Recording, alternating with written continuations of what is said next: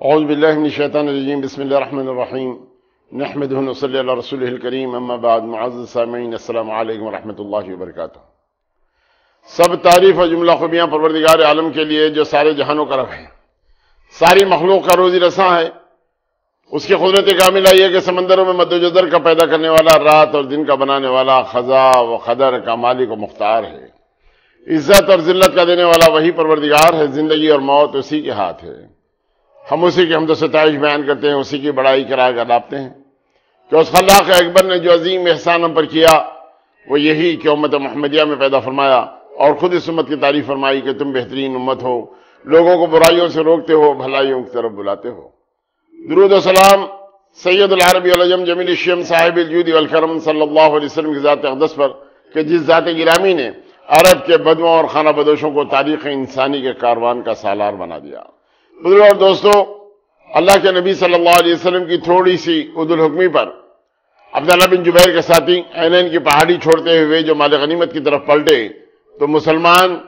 ایک ایسے دور میں گزر گئے کہ مت پوچھئے، دونوں طرف سے یعنی اس چکر عینین کی پہاڑی کا چکر کاٹ کر اکرمہ بن ابی جہل خالد بن ولید نے 200 سواروں کے ساتھ عبداللہ بن جبیر کو اور ان کے ساتھیوں کو شہید کرتے ہوئے جب آگے بڑھے تو معاملہ یہ ہوا کہ مسلمان بڑے افراتفری کے عالم میں اس لیے آ گئے کہ ایک تو بات یہ کہ عبداللہ ابن خمیہ نے یہ آواز اٹھائی کہ میں نے محمد کو نعوذ باللہ قتل کیا۔ مسلمان 3 حصوں میں بٹ گئے، ایک تو وہ جو میدان کارزار چھوڑ چکا ہے، ایک تو وہ جو میدان کارزار میں رہتے ہوئے بھی اپنے ہتھیار رکھ دیا، ایک وہ کہ اب جی کر ہم کیا کریں گے۔ اس انداز سے مسلمان بٹ گئے۔ وہ لوگ جو بھاگ گئے تھے ان کے اندر حضرت عثمان غنی بھی تھے، تو اللہ تعالیٰ نے ان لوگوں کے خسروں کو معاف کر دیا۔ تو اب اس معاملے کے اندر کسی قسم کا کوئی لب کشائی کی ہمیں گنجائش نہیں۔ اب یہاں معاملہ یہ ہوا کہ 70 مسلمان شہید ہوئے، جس میں 4 مہاجر تھے اور بقیہ تمام انصار تھے، ایک یہود تھے۔ ایک یہودی کا نام تھا مخریق۔ انہوں نے میدان کارزار میں آنے سے پہلے اپنے تمام قبیلے والوں سے کہا کہ وہ اللہ کے سچے رسول ہیں اور ہماری کتابوں سے اس بات کی بشارت ملتی ہے، لیکن یہودیوں نے ان کی بات نہیں مانی۔ تو انہوں نے کہا کہ اگر میں میدان کارزار میں کام آ جاؤں تو میرے 7 باغ اللہ کے نبی صلی اللہ علیہ وسلم کے حوالے کر دینا اور میرا مال و متاع اللہ کے نبی صلی اللہ علیہ وسلم کے حوالے کر دینا۔ چنانچہ اللہ تعالیٰ نے جب انہیں شہادت نصیب فرمائی تو اللہ کے نبی صلی اللہ علیہ وسلم نے فرمایا کہ وہ ایک اچھے یہودی تھے۔ اللہ کے نبی صلی اللہ علیہ وسلم نے اس انداز سے فرمایا۔ تو بزرگوں اور دوستو، حضرت حمزہ شہید ہوئے، حضرت مصعب بن عمیر شہید ہوئے، حضرت سعد بن ربیع شہید ہوئے۔ یہ شہدائے احد کی جو بہت لمبی فہرست ہے۔ اب معاملہ یہ ہوا کہ ان تمام یعنی 27 کافروں کو ان لوگوں نے ختم کیا تھا۔ ان لوگوں نے کیا کیا، ان کو دفن کیا اور تمام مسلمانوں کا مصلح کیا گیا، سوائے حضرت حنظلہ کے، حنظلہ بن ابی عامر، ان کا مصلح نہیں کیا گیا۔ غزوہ احد میں صرف ایک ایسے صحابی تھے۔ اس کی وجہ یہ کہ ان کے باپ جو فاسق تھا ابو عامر، اس کی وجہ سے ان کی لاش کو چھوڑ دیا گیا تھا۔ اب یہاں معاملہ یہ ہوا کہ جب اللہ کے نبی صلی اللہ علیہ وسلم پہاڑ پر چڑھ گئے اور پہاڑ پر چڑھنے کے بعد آپ نے بیٹھ کر نماز پڑھائی، تمام صحابہ کرام بیٹھ کر اللہ کے نبی صلی اللہ علیہ وسلم کے ساتھ اقتداء کی، تو حضرت علی بن ابی طالب نے محرز کے ایک چشمے سے پانی لایا، لیکن اس میں بو محسوس کرتے ہوئے حضور نے نہیں پیا، لیکن محمد بن مسلمہ نے جو پانی لایا وہ شیریں بھی تھا، اللہ کے نبی صلی اللہ علیہ وسلم نے جسے نوش فرمایا۔ اب یہاں جو عورتیں آئی ہوئی تھیں ان عورتوں میں حضرت بی بی عائشہ، حضرت بی بی فاطمہ بھی تھیں، اور انہوں نے چٹائی جلا کر ان زخموں کو جو اللہ کے نبی صلی اللہ علیہ وسلم کے پیشانی مبارک میں آ گئے تھے ان میں اس راگ کو بھرتے ہوئے ان لوگوں نے اس انداز سے اللہ کے نبی صلی اللہ علیہ وسلم کی تیمارداری کی۔ اللہ کے نبی صلی اللہ علیہ وسلم جب وہاں سے اتر کے آنے لگے تو ابو سفیان بن حرب سے سارے معاملے ہو گئے۔ ابو سفیان بن حرب یہاں سے تمام نکل گیا تو حضرت علی بن ابی طالب کو اس بات کا حکم دیا گیا کہ دیکھو ابو سفیان بن حرب اپنی تمام فوجوں کو کس بات کی ہدایت دیتا ہے، اگر وہ لوگ گھوڑے پر بیٹھ جائیں تو یہ سمجھو کہ مدینے پر حملہ کرنے کے لیے وہ آنے والے ہیں، اور اگر اونٹوں پر سوار ہو جائے تو یہ سمجھو کہ مکہ کی سمت جانے والے ہیں۔ چنانچہ ابو سفیان بن حرب اور ان کے تمام ساتھی مکے کی سمت اونٹوں پر بیٹھ کے یہاں سے نکل گئے۔ لیکن اللہ کے نبی صلی اللہ علیہ وسلم جب شام میں واپس آئے تو معاملہ یہ ہوا کہ بنو عبدالاشل کے قبیلے کے بہت سارے لوگ جس میں شہید ہو گئے تھے، وہاں ایک کوہرام مچا ہوا تھا۔ نبی کریم صلی اللہ علیہ وسلم کی زبان مبارک سے نکلا، آج حمزہ بن عبدالمطلب پر رونے والا کوئی نہیں رہا۔ اصحاب انصار کو تھوڑا سا تو وہ تکلف ہوا اور انہوں نے اپنی عورتوں کو بھیجا اللہ کے نبی صلی اللہ علیہ وسلم کے پاس کیا حضرت حمزہ کا ماتم کریں۔ یہ وہ وقت تھا جب اللہ کے نبی صلی اللہ علیہ وسلم نماز مغرب کے بعد تھوڑا سا استراحت فرما رہے تھے، زخموں سے چور بھی تھے۔ تو اس وقت وہاں پر یہ انصار کی عورتوں نے کچھ ماتم کیا حضرت حمزہ پر۔ تو حضور نے پوچھا یہ شور و غوغا کس بات کا ہے؟ تو بتلایا گیا کہ انصار کی کچھ عورتیں آئی ہوئی ہیں، حضرت حمزہ پر ماتم کر رہی ہیں۔ تو حضور اکرم صلی اللہ علیہ وسلم نے اس وقت منع فرمایا کہ کسی مرنے والے کے اوپر اس قسم کا یعنی ان کی تمام تعریف اور توصیف کرتے ہوئے ماتم نہ کیا جائے، ممانعت آپ نے فرما دی۔ بزرگوں اور دوستوں، بات یہ ہے کہ اللہ کے نبی صلی اللہ علیہ وسلم یہ بات تو قبیلہ بنو عبدالاشل سے آتے ہوئے بھی کہہ سکتے تھے، لیکن انہوں نے جب حضرت حمزہ آپ کے چچا کے تعلق سے یہ بات ہوئی تو اس وقت آپ نے ان تمام لوگوں کو منع فرمایا اور ان کا شکریہ ادا کرتے ہوئے اللہ کے نبی صلی اللہ علیہ وسلم نے ان کو وہاں سے رخصت کیا۔ آتے ہوئے راستے میں ہوا یہ کہ حضرت حمنہ بنت جہش جو اللہ کے نبی صلی اللہ علیہ وسلم کی سالی ہیں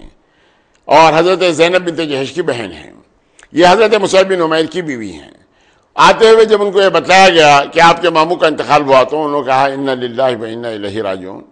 اور اس کے بعد کہا کہ آپ کے بھائی کا انتقال ہو گیا حضرت عبداللہ بن جہش کا، تو انہوں نے کہا وہی مغفرت کی دعا فرمائی انا للہ کہا۔ اور اس کے بعد جب یہ بتلایا گیا کہ حضرت مصعب بن عمیر بھی شہید ہو گئے تو انہوں نے ایک دل دوز چیخ کے ساتھ اپنے شوہر کے لیے تڑپ اٹھیں۔ اللہ کے نبی صلی اللہ علیہ وسلم نے فرمایا کہ عورت کے دل میں اس کے شوہر کے لیے ایک الگ مقام ہوتا ہے، اس انداز سے آپ نے فرمایا۔ اور پھر ادھر اور آگے آنے کے بعد اللہ کے نبی صلی اللہ علیہ وسلم کے سامنے حضرت سعد بن معاذ رضی اللہ تعالیٰ عنہ کی والدہ محترمہ جن کا نام کبشہ بنت رافع تھا، انہوں نے آ کر کہا کہ اللہ کے نبی آپ سلامت ہیں تو سب کچھ ہے۔ اللہ کے نبی صلی اللہ علیہ وسلم نے ان کے صاحبزادے حضرت عمر جن کا انتقال ہو گیا تھا، عمر بن معاذ، ان کی تعزیت کی۔ اور اس کے بعد پھر اللہ کے نبی صلی اللہ علیہ وسلم نے فرمایا ان تمام لوگوں کو قبیلہ بنو عبدالاشر کے اور شہداء کے گھروں میں اس بات کی خوشخبری دے دو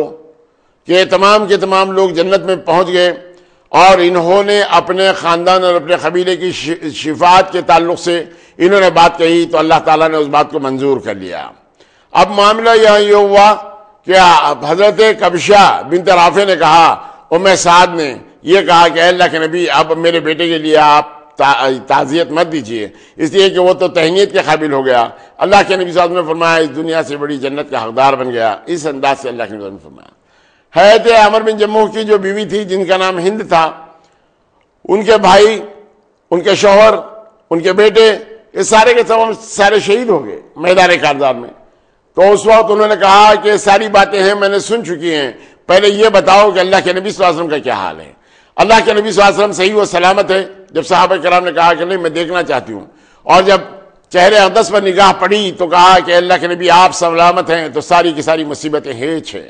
اس انداز سے حضرت ہند جو عمر بن جموح جو لنگڑے صحابی تھے ان کی زوجہ محترمہ نے یہ کہا، وہ چاہتی یہ تھیں کہ اپنے شوہر کو،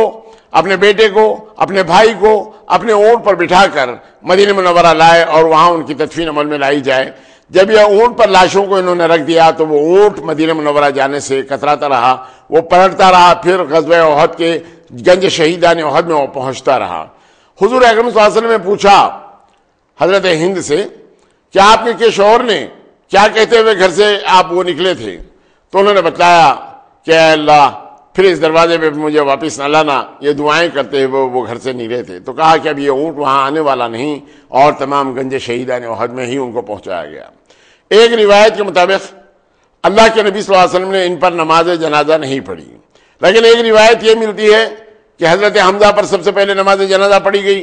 اور اس کے بعد پھر ایک ایک لاش کو ان کے پاس رکھا گیا۔ اس انداز سے اللہ کے نبی صلی اللہ علیہ وسلم نے 70 مرتبہ وہ شہداء کی نعشوں پر آپ نے نماز جنازہ پڑھی، اور ایک روایت تو 7 تکبیروں کی بھی ملتی ہے۔ یہاں پر معاملہ یہ ہوا کہ ان کو غسل نہیں دیا گیا، بلکہ ان کے وہ کپڑے جس کے اندر یہ لوگ شہید ہو گئے تھے اسی میں 2 آدمیوں کو ایک چادر میں لپیٹتے ہوئے تدفین عمل میں آئی۔ بسا اوقات تو 3 چادروں میں بھی 3 آدمیوں کو بھی ایک چادر میں لپیٹا گیا۔ اس انداز سے ان کی تمام خبریں بنائی گئیں، اور پھر جو علم میں زیادہ ہوتا اسے سامنے رکھتے اور جو علم میں کم ہوتا انہیں پیچھے رکھتے، اور جو قریبی رشتہ دار ہوتے ان کو ایک دوسرے کے ساتھ جوڑتے، اور اس انداز سے یہ تمام کی تمام تدفین عمل میں آئی۔ اور پھر نماز مغرب کے بعد اللہ کے نبی صلی اللہ علیہ وسلم جب پہنچے تو اس کے بعد ہوا یہ کہ دوسرے دن صبح اعلان ہوا اعلان یہ ہوا کہ وہ لوگ کل جو زخمی ہو گئے تھے وہ لوگ پھر چلنے کے لیے تیار ہو جائیں، منادی کر دی گئی۔ تو اس وقت عبداللہ بن ابی بن سلول جو سب سے بڑا منافق تھا وہ بھی آنے کے لیے جب تیار ہو گیا تو حضور اکرم صلی اللہ علیہ وسلم نے اسے منع فرما دیا، اور منع فرماتے ہوئے حضرت جابر بن عبداللہ انہوں نے آ کر کہا کہ اللہ کے رسول، میرے باپ نے مجھے اپنے بہنوں کی حفاظت کے لیے گھر میں چھوڑا تھا اور میں کل حاضر نہیں ہو سکا تھا، لیکن میں آج حاضر ہونا چاہتا ہوں اس لیے کہ میرے باپ شہید بھی ہو گئے ہیں۔ تو اللہ کے نبی صلی اللہ علیہ وسلم نے حضرت جابر کو اس بات کی اجازت دی کہ وہ چلے۔ اللہ کے نبی صلی اللہ علیہ وسلم نے حضرت علی بن ابی طالب کو علم دیا، 8 میل کی مسافت طے کرنے کے بعد حمراء الاسد تک پہنچے، اور اللہ کے نبی صلی اللہ علیہ وسلم نے کہا کہ آگ جلاؤ، آگ کے علاوہ جلاؤ، اور اس انداز سے یہ جلایا گیا۔ ابو سفیان بن حرب یہاں سے 36 میل دور روحا کے مقام پر اس نے اپنا پڑاؤ ڈالا تھا، اور وہاں ان لوگوں میں جو کشمکش چل رہی تھی وہ کشمکش کیا تھی؟ وہ کشمکش یہ تھی کہ ہم میدان سے فوراً چلے آ جانے میں بڑے جلدی کیے، اس لیے کہ کامیابی حاصل ہوتے ہوئے بھی ہم کسی قسم کے کوئی کامیاب نہیں رہے، کیوں نہ ہم پھر پلٹ کر ایک فیصلہ کن مرحلے پر پہنچ جائیں، کیا ہم فیصلہ کن جنگ کر لیں۔ یہ بات تھی۔ اکرمہ بن ابی جہل اس معاملے میں متفق تھا ابو سفیان بن حرب کے، لیکن صفوان بن امیہ اس معاملے کے اندر متفق اس لیے نہیں تھا، اس نے کہا کہ مسلمان اس وقت زخمی شیر کے مماثل ہو چکے ہیں اور جہاد کا جذبہ ان میں کوٹ کوٹ کر بھرا ہوا ہے، کہیں ایسا نہ ہو تم جسے فتح سمجھ رہے ہو وہ کہیں شکست میں بدل نہ جائے اور مسلمان تم پر کہیں بھاری نہ پڑ جائیں۔ بہتر بات یہ ہے کہ تم اس معاملے کے اندر اس مشورے سے دور رہو، یہی ہمارے لیے بہتر ہے۔ اس انداز سے صفوان بن امیہ الجمحی کا جو مشورہ تھا اس معاملے کو تمام مان لیا گیا۔ مسلمان تو حمراء الاسد کے پاس تھے، لیکن 2 شخص اس کے اندر کفاران مکہ کے گرفتار ہوئے۔ ایک اس میں تھا ابو العزا شاعر جو قبیلہ بنو جمح سے جس کا تعلق تھا۔ اللہ کے نبی صلی اللہ علیہ وسلم کے پاس وہ بدر میں قید ہو گیا، اور اپنے بچیوں کا جب اس نے واسطہ دیا تو حضور اکرم صلی اللہ علیہ وسلم نے ایک معاہدہ اس سے یہ لیا کہ تم مسلمانوں کے خلاف میں کبھی شعر و شاعری نہیں کرو گے اور کسی جنگ میں شریک نہیں ہوں گے۔ تو اس نے اس بات کا وعدہ کیا تو اللہ کے نبی صلی اللہ علیہ وسلم نے اس پر احسان کرتے ہوئے اس کو چھوڑ دیا تھا۔ آج معاملہ یہ ہوا کہ حضرت ایک معاویہ ہیں اور یہ معاویہ بھی اس میں گرفتار ہوئے، معاویہ بن مغیرہ، تو چنانچہ یہ بھاگنے لگے تو حضرت زید بن حارث نے اور حضرت عمار بن یاسر نے ان کا تعاقب کرتے ہوئے اس کو ختم کر دیا۔ اور ادھر یہ بنو جمعہ کا جو شاعر تھا ابو العزا، اس نے پھر اللہ کے نبی صلی اللہ علیہ وسلم نے دعائی دی کہ میرے بچیوں کا کیا ہوگا؟ تو اللہ کے نبی صلی اللہ علیہ وسلم نے فرمایا کہ مسلمان ایک سوراخ سے 2 مرتبہ ڈسا نہیں جاتا، ایک مرتبہ میں نے تجھ پر احسان کیا تھا اور اس احسان کے بعد پھر تو نے میدان کارزار میں پھر شرکت کی۔ وجہ دوستو یہ تھی کہ صفوان بن امیہ جو قبیلہ بنو جمح کا سردار تھا اس نے اسے بہت زیادہ ورغلایا اور ورغلاتے ہوئے اس کو پھر میدان کارزار میں لایا، حالانکہ وہ اس معاملے میں اجتناب کرنے کے لیے مکمل طور پر کوشش کی، لیکن باوجود اس کے تمام ارادے ختم ہو گئے اور اس کو لانے کے اندر صفوان بن امیہ کامیاب ہو گیا۔ اب جب یہ آ گیا تو اس وقت پھر دعائی مانگی تو حضور اکرم صلی اللہ علیہ وسلم نے اس کی بات کو رد کرتے ہوئے کہا کہ اس کی گردن مار دی جائے، چنانچہ وہ گردن مار دی گئی۔ عبد العزا اس انداز سے ختم ہو گیا۔ جب مسلمان وہاں تک 3 دن تک پڑاؤ ڈالے تو حضرت سعد بن عبادہ رضی اللہ تعالیٰ نے جو خزرج کے سردار تھے، بڑے مخیر آدمی تھے، انہوں نے اونٹوں پر کھجوروں کے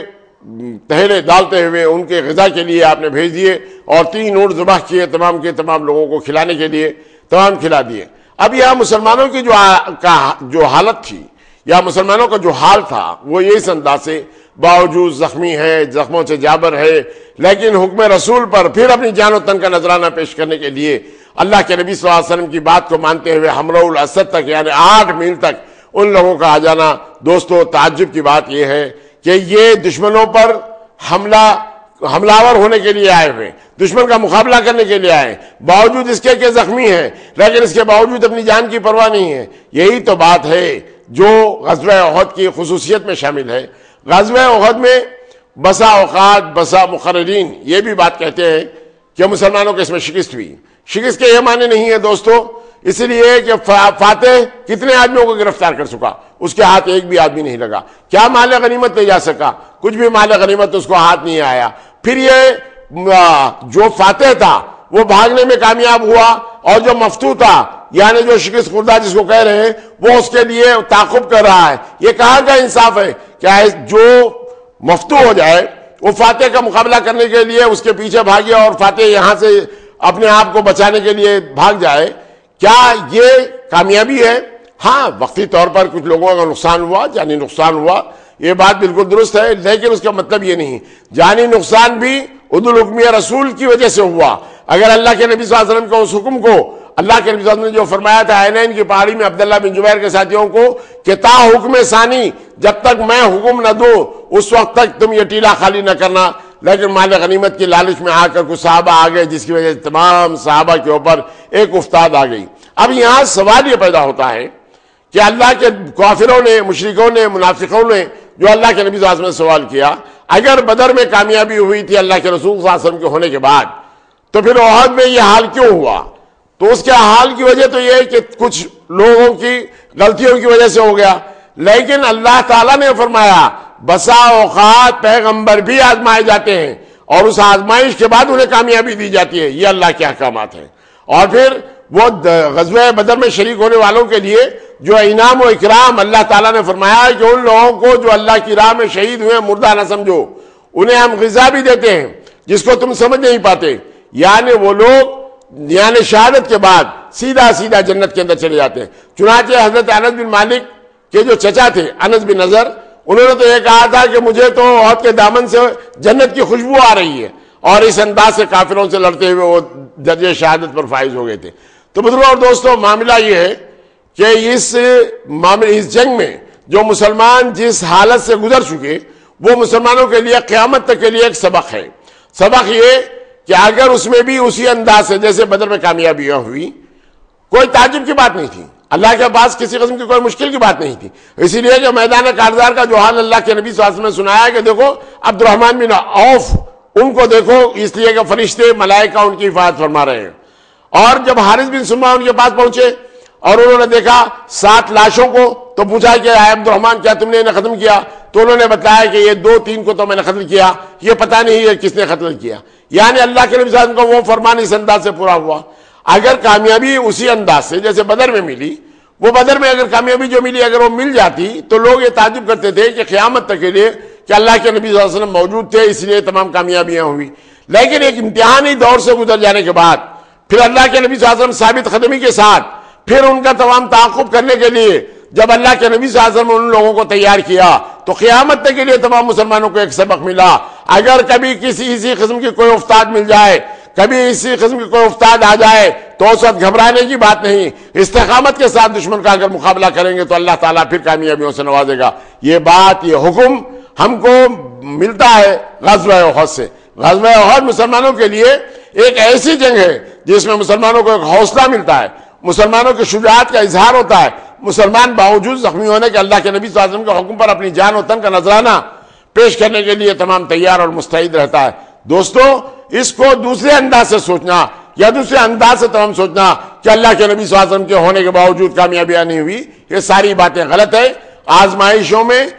پیغمبر بھی مبتلا کیے جاتے ہیں اور اس کے بعد انہیں کامیابیوں سے سرخرو کیا جاتا ہے، یہ اللہ کے احکامات ہیں، اس پر ہم کو یقین کامل رکھنا چاہیے۔ یہی بدر کا موضوع ہے اور اسی بدر کے اوپر ہماری فتح و کامیابی ہے۔ بزرگوں دوستوں، جو لوگ مر گئے ان کو تو آخری دم تک، یعنی جو شہید ہو گئے ان کو آخری دم تک اللہ کے نبی صلی اللہ علیہ وسلم نے بہت اچھے انداز سے کہا۔ حضرت حمزہ کے مرنے کے بعد حضرت بی بی صفیہ کو روکا گیا، حضرت بی بی صفیہ رکنے سے آپ نے کہا کہ میری زبان سے کوئی ایسے الفاظ نہیں نکلیں گے جس سے حضور کو تکلیف ہو۔ اجازت ملی تو دیکھنے کے بعد کہا کہ اسلام کے لیے کوئی بڑی قربانی نہیں۔ اور پھر اللہ کے نبی صلی اللہ علیہ وسلم نے فرمایا اگر صفیہ بنت عبد المطلب کا مجھے خیال نہ ہوتا تو میں اس لاش کو میدان کارزار میں اسی انداز سے چھوڑ دیتا تاکہ یہ چرند اور پرند انہیں چگ لیتے اور روز قیامت ان کے پیٹوں سے نکالے جاتے۔ حضرت حمزہ کے تعلق سے آپ نے فرمایا تھا۔ حضرت مصعب بن عمیر جو علم بردار ہے، جو قبیلہ بنو عبد الدار سے جن کا تعلق تھا، اللہ کے نبی صلی اللہ علیہ وسلم نے ان کی بڑی تعریف اور توصیف فرمائی کہ تم سے زیادہ خوش لباسی پہننے والا میں نے مکے کی سرزمین پر کسی اور کو نہیں دیکھا۔ بال کا سنوارنے والا، عطر کا استعمال کرنے والا، حضرمی جوتوں کا پہننے والا کسی قسم کا میں مکے کی سرزمین پر کسی اور کو نہیں دیکھا۔ آج بے گور و کفن اس انداز سے پڑے ہوئے ہیں کہ ایک کپڑا، ایک کمل ان کا لباس بنی ہوئی ہے۔ سر پر ڈھانکتے ہیں تو پیر نکل جاتے ہیں، پیر پر ڈھانکتے ہیں تو سر نکل جاتا ہے۔ حضور نے فرمایا کمل کو سر پر ڈال دو، اصغر کی گھاس ان کے پیروں پر ڈال دو۔ اس انداز سے حضرت حمزہ کو دیکھنے کے بعد حضرت صفیہ بنت عبد المطلب نے کیا کیا؟ حضرت صفیہ بنت عبد المطلب نے جو چادریں حضرت زبیر بن عوام کے حوالے اپنے بیٹے کے حوالے کی کہ اپنے ماموں کو اس میں دفن کرو، اور حسن اتفاق ایک انصاری صحابی کی لاش پڑی ہوئی تھی، بڑی چادر ان کے حصے میں آئی، چھوٹی چادر حضرت حمزہ کو ملی، اس انداز سے ان کی تدفین عمل میں لائی گئی۔ تو بزرگوں اور دوستو، حضرت سعد بن ربیع رضی اللہ تعالیٰ عنہ یہ ایسے صحابی ہے بنو سلمہ کے کہ مت پوچھئے، جب ان کا انتقال ہو گیا، جانکنی کا عالم تھا، آخری آواز نہیں آواز تمام قوت کو ایک جا کرنے کے بعد جو نکالی گئی، اور پھر اللہ کے نبی صلی اللہ علیہ وسلم جب انہیں سلام بھیجا تو سلام کا جواب دیتے ہوئے انہوں نے کہا، وہ حبا کی گھاٹی میں ہم نے اللہ کے نبی صلی اللہ علیہ وسلم سے وعدہ کیا ہے کہ جب تک اہل مدینہ کی پتلیوں میں حرکت باقی ہے اس وقت تک ہم اللہ کے نبی صلی اللہ علیہ وسلم پر نچھاور ہوتے رہیں گے۔ اہل مدینہ سے میرا پیغام پہنچانا کہ اللہ کے نبی صلی اللہ علیہ وسلم کی ہر حال میں حفاظت کی جائے۔ حضرت سعد بن ربیع رضی اللہ تعالیٰ عنہ یہ وہی تو صحابی ہیں جنہوں نے حضرت عبد الرحمن بن عوف پر وہ تمام اپنی دولت، مکان، باغ تمام کے تمام عہدے پیش کیے تھے، لیکن حضرت عبد الرحمن بن عوف نے اسے قبول کرنے سے یہ کہا کہ اے میرے بھائی، بازار کا صرف ایک مرتبہ راستہ بتلا دو، جو بازار میں چیزیں چلنے والی ہیں میں اسے جانتا ہوں، اس انداز سے آپ نے قبول نہیں کیا تھا۔ آج نبی کریم صلی اللہ علیہ وسلم پر نچھاور ہونے کے بعد بھی آخری الفاظ یہی تھے کہ اہل مدینہ سے میرا سلام کہنا۔ تو بزرگوں اور دوستو، اس جنگ کے اندر حضرت خنیس بن سہمی جو حذافہ، ان کے باپ کا نام تھا حذافہ، خنیس بن حذافہ سہمی، یہ حضرت عمر رضی اللہ تعالیٰ کے داماد تھے، اور اس جنگ کے اندر درجہ شہادت پر فائز ہو گئے، جس کے بعد حضرت عمر کو اپنی صاحبزادی بی بی حفصہ کے لیے بڑی فکر رہی۔ انہوں نے حضرت ابوبکر صدیق سے، حضرت عثمان غنی سے اس بات کے لیے کہا کہ میری بیٹی سے شادی کر لو، لیکن اللہ کے نبی صلی اللہ علیہ وسلم نے فرمایا کہ ان سے زیادہ، یعنی حضرت عثمان سے زیادہ شوہر ان کو ملے گا، اور حضرت عثمان کو حفصہ سے زیادہ اچھی بیوی ملے گی۔ اس طرح 3 ہجری کے اندر حضرت عثمان کا عقد حضرت ام کلثوم بنت محمد صلی اللہ علیہ وسلم کے ساتھ ہوا، اور اللہ کے نبی صلی اللہ علیہ وسلم حضرت بی بی حفصہ کو جو بیوہ ہو گئی تھیں، اور حضرت عمر جس کے تعلق سے بڑے متفکر تھے، آپ نے اپنے عقد میں انہیں لایا۔ اس انداز سے اللہ کے نبی صلی اللہ علیہ وسلم پر حضرت حفصہ کو جب آپ نے اپنی زوجیت میں داخل کر لیا تو یہ تمام مسلمانوں کی ماں اس انداز سے آپ بن گئی۔ تو بزرگوں اور دوستو، یہ شہادت پانے والے لوگ جو اللہ کے نبی صلی اللہ علیہ وسلم کے ساتھ اس انداز سے برتاؤ تھا، تو اللہ کے نبی صلی اللہ علیہ وسلم نے فرمایا، خدا کی قسم جب تک مسلمان ان تمام شہدائے احد کو سلام کریں گے تو یہ سلام کا جواب دیں گے۔ اللہ کے نبی صلی اللہ علیہ وسلم کا فرمان ہے کہ تمام شہدائے احد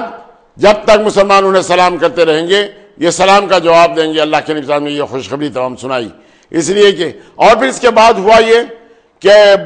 یعنی حضرت معاویہ کے دور خلافت میں ایک مرتبہ جب یہاں پانی آ گیا اور ان تمام لاشوں کو دوسری جگہ منتقل کرنے کے لیے کوشش کی گئی تو حضرت حمزہ کے پیر پر ایک بیلچہ لگا جس کی وجہ سے خون نکلنے لگا۔ لوگوں نے، صحابہ نے دیکھا، یعنی اس واقعے کے 40 سال بعد یہ معاملہ ہوا، 50 سال بعد یہ معاملہ ہوا۔ پھر نہ صرف یہ بلکہ قبیلے بنو عباسیہ کے دور میں، یعنی 300 سال بعد پھر ان لاشوں کو جب دیکھا گیا تو ان کی لاشیں تر و تازہ تھیں، کسی قسم کا کوئی تغیر ان کی لاشوں پر نہیں آیا تھا۔ دیکھنے والوں نے اس بات کا دیدار بھی کیا، اللہ کا وہ وعدہ ان لوگوں کے سامنے آیا کہ بلا شبہ وہ لوگ جو اللہ کی راہ میں شہید ہوتے ہیں انہیں مردہ مت سمجھو، انہیں ہم غذا بھی دیتے ہیں۔ یعنی اللہ تعالیٰ ان سے ایسے راضی ہو گیا کہ ان کے اجسام، ان کے جسم باوجود یہ کہ زخمی ہیں، باوجود یہ کہ خون آلود ہیں، لیکن اس کے باوجود ان میں کسی قسم کا کوئی تغیر نہیں آیا۔ یہ تاریخ ہمیں بتلاتی ہے کہ 300 سال کے بعد بھی ان لاشوں کو دیکھنے والے لوگوں نے تر و تازہ دیکھا۔ یہ شہدائے احد ہیں، ان کے تعلق سے اللہ کے نبی نے جو فرمایا تھا وہ انشاءاللہ المستعان پورا ہو کر رہے گا۔ اللہ کے نبی صلی اللہ علیہ وسلم نے بڑی دعائیں دیتے ہوئے کہا، سعد بن ربیع آخری وقتوں میں بھی اللہ کے نبی صلی اللہ علیہ وسلم کے جانثار رہے۔ بزرگوں اور دوستو، یہ صحابہ کرام ہیں جن کے درجات کو اللہ تعالیٰ نے بہت زیادہ بلند کیا۔ حضرت عبداللہ بن جیش نے جانے سے پہلے میدان کارزار میں بارگاہ خداوندی میں دعا کی کہ پروردگارا میرا مقابلہ ایک بہادر اور شجاع انسان سے ہو، وہ مجھے پچھاڑ دے، مجھے شہید کر دے، اور نہ صرف یہ بلکہ میرا مستحق کر دے، اور جب اللہ مجھ سے سوال کرے گا تو میں اسے کہوں گا کہ پروردگارا میں نے تیری راہ میں اپنے آپ کو پیش کیا، یہ میرا مستحق کیا گیا ہے۔ اس انداز سے میں اللہ کے حضور یہ کہوں گا۔ اور پھر حضرت جابر کے جو والد ہیں عبداللہ بن عمر بن حرام، انہوں نے تو اللہ نے تو ان پر ظاہری یعنی کیفیت طاری کی، تو اس وقت ان سے پوچھا ہے عبداللہ بتاؤ تمہارا کیا حال ہے؟ کہا کہ میں دنیا میں جانا چاہتا ہوں اور پھر تیرے نام پر پھر شہید ہو کر آنا چاہتا ہوں۔ تو اللہ تعالیٰ نے فرمایا کہ یہ ہماری سنت نہیں. لیکن اس وقت حضرت عبداللہ بن حرام نے کہا، عبداللہ بن عمر بن حرام نے کہا کہ اے اللہ، ہمارے تعلق سے ہم پر جو گزر رہی ہے اہل دنیا کو بتلا دے کہ کیا حال سے ہیں. تو اللہ تعالیٰ نے وہ ان آیتوں کا نزول فرمایا جس کے اندر خوشخبری سنائی گئی کہ تم جو شہید ہو گئے ہیں انہیں مردہ نہ سمجھو، انہیں ہم غذا پہنچاتے ہیں، وہ دراصل زندہ ہیں. اس انداز سے تمام خوشخبریاں ہوئیں. بزرگوں اور دوستوں، اللہ کی بارگاہ میں میری دعا ہے کہ پروردگار عالم ہمارے گناہوں کو معاف فرما دے اور جو کچھ ہم سنے اس میں سمجھنے کی توفیق عطا فرما. اگر کسی نے کوئی لب کشائی کی ہو یا غزوہ احد کے اندر مسلمانوں کو شکست ہوئی تو آپ انہیں کہیے کہ کتنے غلام، کتنے لوگ، کتنے مجاہدین ان کے ہاتھوں قید ہوئے. آپ ان سے بتائیے کہ مال غنیمت میں کفار کیا لے جا سکے. ارے ان کو تو زندگی بھر اس بات کا تعصب رہا کہ ہم کسی قسم کا کوئی کام نہیں کر سکے اور ہم کامیاب نہیں ہو سکے. حالانکہ اس وقت ابو سفیان بن حرب نے کہا کہ اگلے سال ہم پھر بدر کی وادی میں آئیں گے اور تم سے مقابلہ کریں گے. تو حضور باوجود زخمی حالت میں ہونے کے کہا کہ ان کا چیلنج قبول کر لو. اور بدر کے مقام پر اللہ کے نبی صلی اللہ علیہ وسلم تو پہنچ گئے 1 سال بعد، لیکن قریش یعنی ابو سفیان بن حرب آنے کی جرات نہ کر سکا، اس لیے کہ مسلمانوں کی طاقت کا اندازہ اسے ہو چکا تھا. میں آپ کو یہاں پر ایک خوشخبری سنانا چاہتا ہوں. وہ بات یہ کہ جتنے سپہ سالار تھے وہ سارے کے سارے داخل اسلام ہوئے. ادھر خالد بن ولید ہو گئے، اکرمہ بن ابی جہل ہو گئے، ابو سفیان بن حرب ہو گئے، یعنی جن لوگوں نے قیادت کی تھی، صفوان بن امیہ جمحی ہو گئے. یہ جتنے لوگوں نے قیادت کی تھی سپہ سالاری کے فرائض انجام دینے کی، وہ سارے کے سارے لوگ داخل اسلام ہوئے اس جنگ کے بعد، یعنی صلح حدیبیہ کے بعد.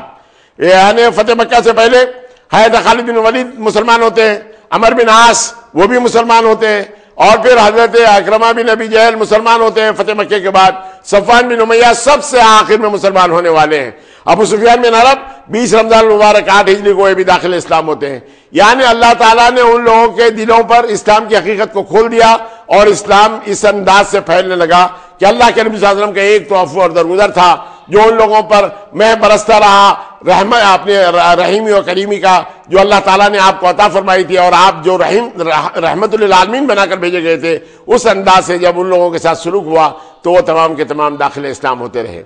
بارگاہ اقدس میں میری دعا ہے کہ پروردگار عالم ہمارے گناہوں کو معاف فرما دے، ہماری غلطیوں کو درگزر فرما دے. صحابہ کرام کا جو جذبہ جہاد تھا، جو جذبہ شہادت تھا، اور جو اس جنگ میں ان لوگوں نے پیش کیا، جیسے حضرت طلحہ ابن عبید اللہ نے، جن کے تعلق سے اللہ کے نبی صلی اللہ علیہ وسلم نے فرمایا یہ جنگ تو حضرت طلحہ ابن عبید اللہ کے لیے تھی. حضرت ابوبکر صدیق بھی اس بات کے معترف تھے کہ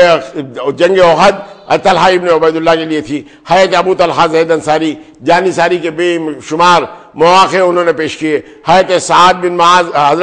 بن ابی وقاص رضی اللہ تعالیٰ عنہ کو یہ سعادت اور منزلت ملی کہ اللہ کے نبی صلی اللہ علیہ وسلم نے اپنے ماں باپ کو آپ پر جمع کیا. رم یا سعد فدا کا ابی و امی، میرے ماں باپ تم پر فدا، تم تیر پر تیر چلائے جاؤ. یہ سعادت اور منزلت تاریخ اسلام میں صرف 2 شخصیتوں کو حاصل ہوئی. ایک تو بنو قریظہ کے معاملے میں حضرت زبیر بن عوام کا بار بار وہاں پر جانا. اللہ کے نبی صلی اللہ علیہ وسلم نے اس پر ان سے کہا تھا کہ میرے ماں باپ آپ پر قربان. اور آج میدان کارزار میں غزوہ احد میں جہاں حضور فرماتے آپ تیر چلاتے اور وہ نشانہ باندھتے، تو اللہ کے نبی نے 2 دعائیں یہاں پر دی. ایک تو یہ کہ میرے ماں باپ آپ پر فدا، دوسری بات یہ اللہ تعالیٰ آپ کی دعاؤں کو قبول فرمائے. تو چنانچہ حضرت سعد بن ابی وقاص کے تعلق سے بات ہے کہ جو بھی دعا آپ کرتے تھے وہ دعا قبولیت کے درجے کو پہنچتی تھی، اس لیے کہ اللہ کے نبی صلی اللہ علیہ وسلم کی دعاؤں کا اثر تھا کہ آپ کی دعاؤں میں اثر دے. اس انداز سے ان لوگوں کو سعادت اور منزلت بھی حاصل ہوئی ہے. یہ 3 ہجری کے واقعات میں مزید واقعات یوں بھی ملتے ہیں کہ حضرت امام حسن کی پیدائش ہوئی 3 ہجری میں، اور اس روئے زمین پر نبی کریم صلی اللہ علیہ وسلم کا آخری دیدار کرنے والے وہ صحابی ابو عامر بن واصلہ بن عبداللہ جو پیدا ہوئے، وہ 3 ہجری میں پیدا ہوئے، اور 110 ہجری میں جن کا انتقال ہوا. یعنی روئے زمین کے صحابیت کے لیے سب سے آخری شخصیت ہے اور یہ حضرت عامر بن واصلہ، یہ تمام ہے. اور پھر ان کے تاریخ میں یہ بتلاتی ہے بات کہ انہوں نے حضرت ابو حنیفہ، امام ابو حنیفہ سے انہوں نے حج کے موقع پر ملاقات بھی کی تھی. یہ بات تاریخ سے ہمیں ملتی ہے. قیامت تک لہو ٹپکے نہ کیوں چشم مسلمہ سے، قیامت تک لہو ٹپکے نہ کیوں چشم مسلمہ سے، احد کی داستان رنگین ہے خون شہیداں سے، احد کی داستان رنگین ہے خون شہیداں سے. آپ یہ تمام واقعات سماعت فرمائیں گے کہ احد میں کن کن حالات سے مسلمان گزرے، اور نبی کریم صلی اللہ علیہ وسلم کے احوال کے مطابق اللہ کے نبی صلی اللہ علیہ وسلم پر جو ایمان کی کیفیت ہے صحابہ کرام کی، اس کے تمام نظائر آپ انشاءاللہ المستعان سن سکیں گے۔ الحمدللہ اللہ کا یہ بے انتہا کرم ہے کہ قافلہ حجاز کے عنوان سے نشہ اسلامک پہ جو پروگرام پیش کیے جا رہے ہیں وہ مصدقہ تاریخوں سے پیش کیے جا رہے ہیں، اور آپ اس کو سنتے رہیے انشاءاللہ المستعان۔ آپ کے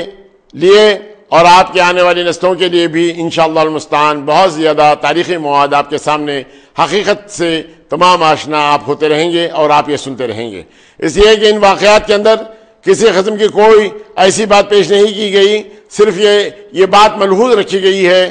کہ تو اس میں رنگ بھر کر پیش کیوں کرتا ہے اے واعظ، وہی اسلام رہنے دے جسے اسلام کہتے ہیں۔ یہ مطمع نظر ہے کہ جو حقیقت ہے، جو ہماری تاریخ ہے، اس کے اندر کسی قسم کی اور آمیزش کی ضرورت نہیں ہے۔ حقیقت ہمیشہ اپنے آپ کو منواتی ہے، اور یہ ہمیشہ حقیقت رہے گی کہ حضرت امیر حمزہ کی شجاعت کیسی تھی، جنہیں اسد اللہ، اسد الرسول اور